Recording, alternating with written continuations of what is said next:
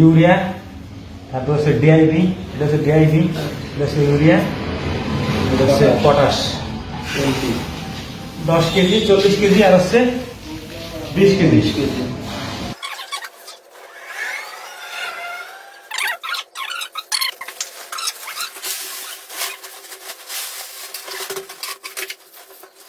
আসসালামু আলাইকুম। আমরা আজকে হচ্ছে জমিতে সার দেওয়ার জন্য আসছি, কারণ বেশ কয়েকদিন প্রচন্ড বৃষ্টি থাকার কারণে আমরা দিতে পারিনি। কাছে আসবে আমার দিকে আসবে, ওইটা দেবো, এটার উপরে ধরো আমার কাছে আসবে।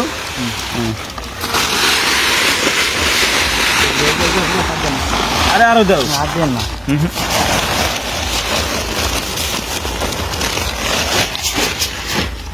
তো এই হচ্ছে সার। আমি যদিও সারের দোকানের থেকে সব মিলাই নিয়ে আসছি মাত্রই। এর ভিতরে ইউরিয়া সার আছে, ডিআইবি আছে, আর হচ্ছে আপনার পটাশ। 10 কেজি ডিআইবি দিছি, 10 কেজি পটাশ, 20 কেজি ডিআইবি আর 40 কেজি ইউরিয়া। ইউরিয়াটা এবার একটু কম দিছে, কারণ গাছগুলো নরম হয়ে যায় আর কি। মামা অলরেডি দিতেছে। এই হচ্ছে অবস্থা। তো দিয়ে আমি কাজ কমাই দিই।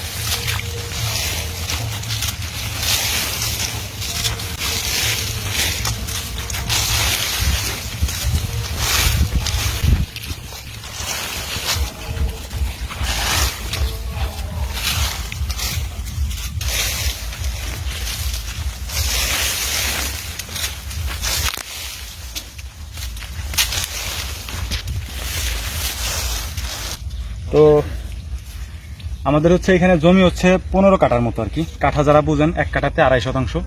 15 কাঠাতে আমরা প্রতিবার অনেক সার বেশি দিই, কিন্তু এবার সার একটু কম দিব, কারণ ঘাসগুলো নরম হয়ে পড়ে যায় আর কি, বাতাসে হিলে পড়ে যায় আর কি। তো অন্যান্য সার যেগুলো ডিআইবি যেগুলো আছে ঘাসের গোড়া শক্ত করে, আর পটাশটাও এক সেম কাজ, আর ইউরিয়াটা হচ্ছে এগুলারে মানে বড় করে আর কি, কালো বানায় আর কি গাছগুলারে, ওর দেখতে ওর মানে কি বলে এটারে সৌন্দর্য বাড়ায় আর কি। তো ওইটা একটু কম দিছি, আর বাকিগুলো একটু বাড়ায় দিছি যাতে সমস্যা না। আর পানি দেওয়া লাগে নাই যেহেতু, কারণ হচ্ছে যে বৃষ্টি হয়েছে বেশ কয়েকদিন, এখানে পানি জমে গেছিল। পানি জমার কারণে আমরা কয়েকদিন অপেক্ষা করছি। তো পানি যখন আজকে নেমে গেছে তখন সার দিয়ে দিলাম, কারণ বাড়তি তখন আর এখানে লাগলো না আর কি বলে এটা আপনার পানি দেওয়া লাগবে না। আর পানি দেওয়ার তখন অনেক খরচ, তেলের দাম যেহেতু বেশি, এই হচ্ছে অবস্থা। তো যাই হোক, ঝড় বৃষ্টির পরে স্বাভাবিক হয়েছে। আপনারা দোয়া করবেন যে আল্লাহ তাআলা সবকিছু আবার স্বাভাবিক করছেন, এটা আল্লাহ তাআলার কাছে শুকরিয়া আর কি। এই কাজে দিছি মামা,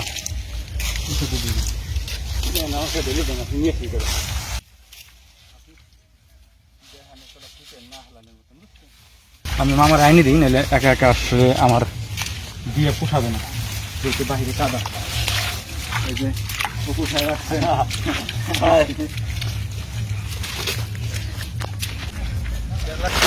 আমি মূলত তারে মামার নিয়ে ধরে ধরে দিই, কারণ দুজন একসাথে দিতে গেলে হচ্ছে যে একজন নেওয়া লাগবে, ঘুরে দিই না।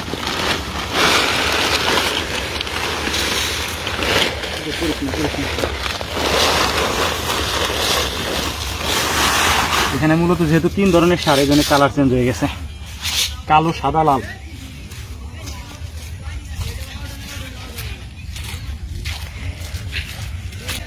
আনবো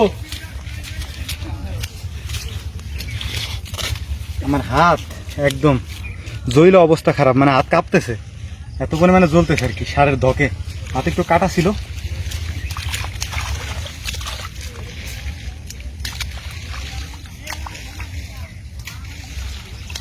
যে এই গাছগুলো আমরা পরে লাগাইছিলাম, ভাবছিলাম তো বাঁচবে না আর কি, যেহেতু তলায় গেছিল একদম পানিতে। তো মোটামুটি তলায় নাই, বাঁচছে এখনো। আমি জানি না আল্লাহ তাআলা কি করে এগুলা। আর এই পাশটা মোটামুটি সার দেওয়ার পরে এগুলা পানি আছে আর কি। তা এখন যেহেতু সন্ধ্যার সময় দিলাম, যেহেতু এখন সন্ধ্যার সময় দিলাম, কারণ হচ্ছে যে সারা রাত থাকবে, শিশির থাকবে, আর ঘাসগুলো ইয়াগুলো গলে যাবে আর কি।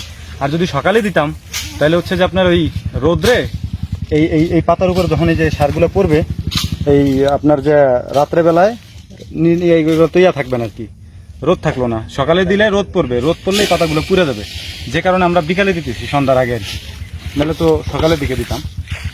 এই হচ্ছে অবস্থা। প্রথম বস্তা শেষ, হ্যাঁ প্রথমটা শেষ, 1 বস্তা শেষ, 8 বস্তা তো এই বস্তা নিয়েছি তো। হ্যাঁ